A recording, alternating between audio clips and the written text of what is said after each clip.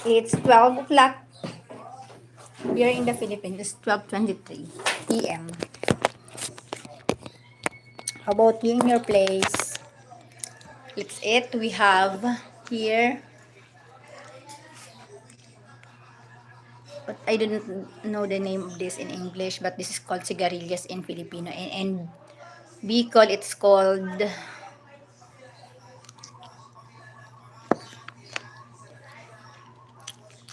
I forgot. It's crispy.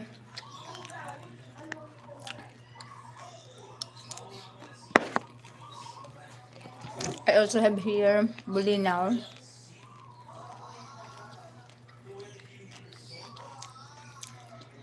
This is small fish. You are going to cook this with egg and flour.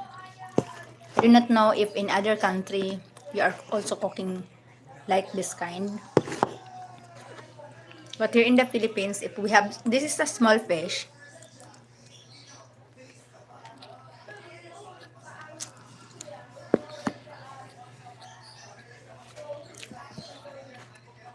So today is Saturday and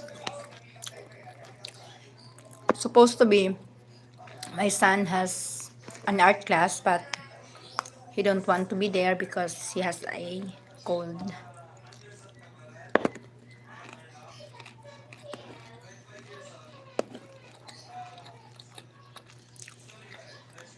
And this afternoon he's going to attend a meeting for acolytes.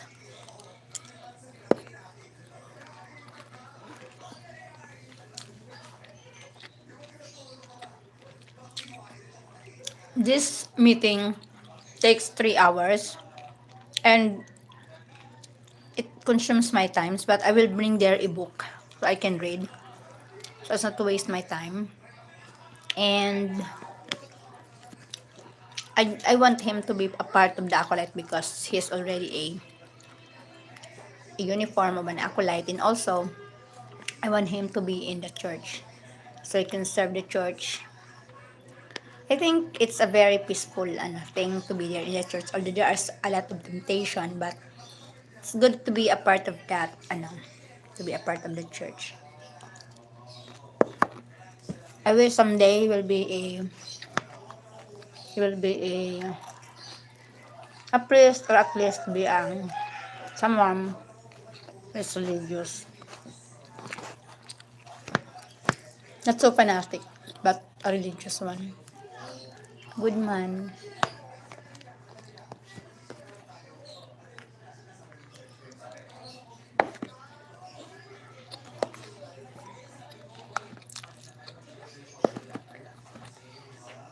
Box is my only son. I gave birth to him when I was 35 years old. So he's only 8 years old now, 44.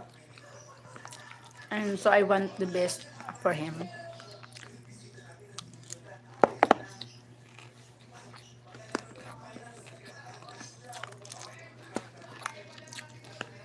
I want him also to take music lesson.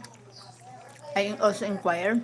So he can also learn skills. So when I getting old, I will get old, and or when I was gone, or when I will gone, he knows how to make a living. Hello, good noon. It's it, and welcome to this live. How are you? I hope you are fine.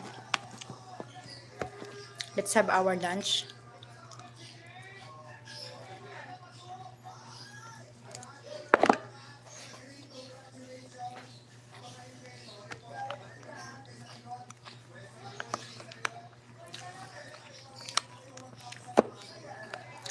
Crunchy sigarilyas.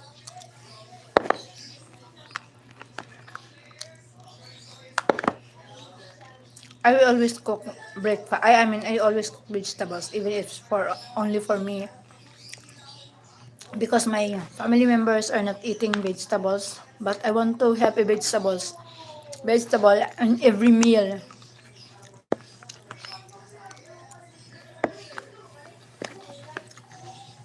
I am thinking that if there is no vegetables, there is no nutrients. This things like that.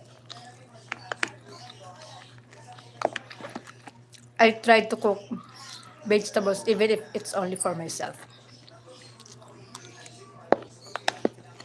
We didn't like much vegetables, but I do. I cook for myself.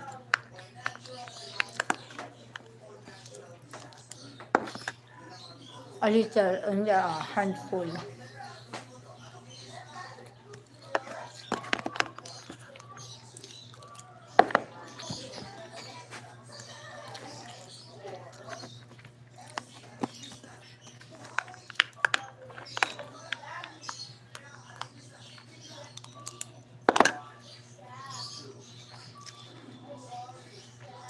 Just before Christmas, maybe last 18, my son attended a Christmas party in his school. Their teacher gave him a pang tablet, a toy, and then he's very fond of that. He's happy playing that toy, sort of instructional materials. And then they played here in our house. And then our neighbor, the child there in the neighbor, a girl, just destroy it, and my son cried. I really get mad and really hard for my son because it's the first time that I saw him very happy of just that toy. It also helped him in in studying, drawing like that, spelling, and he cried a lot. And also I can really buy it, but I don't want to spoil that that happiness. I don't want to ruin that happiness. And I really tell the parents of the girl that I'm really mad. I'm not, I'm just mad. I'm hurt. I'm hurt by the by my son crying aloud. And I don't want to, I don't want feelings. And so I told the parent, because he also a parent, that I am really really hurt by what happened. Even though I do not know if it's the fault of my son or the fault of the girl, but my son, as far as I know him, he is not that, he's not that troublemaker. Maybe he's just 3 years old, but I rarely buy him a stuff because I have a lot of a lot of expenses. I paid for some school expenses, this in this house, expenses of this house, and so I spend a lot of money. And I'm not prioritizing the toys of my son. And so I am very sad that someone will spoil that fun. And so I really inform them. So if you are really a parent, you are concerned of the happiness of your son, even if even if it's so simple happiness, because a parent can rarely give him what he wants, because there are a lot of expenses um, concerned by the parents. So thank you so much for watching. Thank you, and have a nice day, everyone. Bye.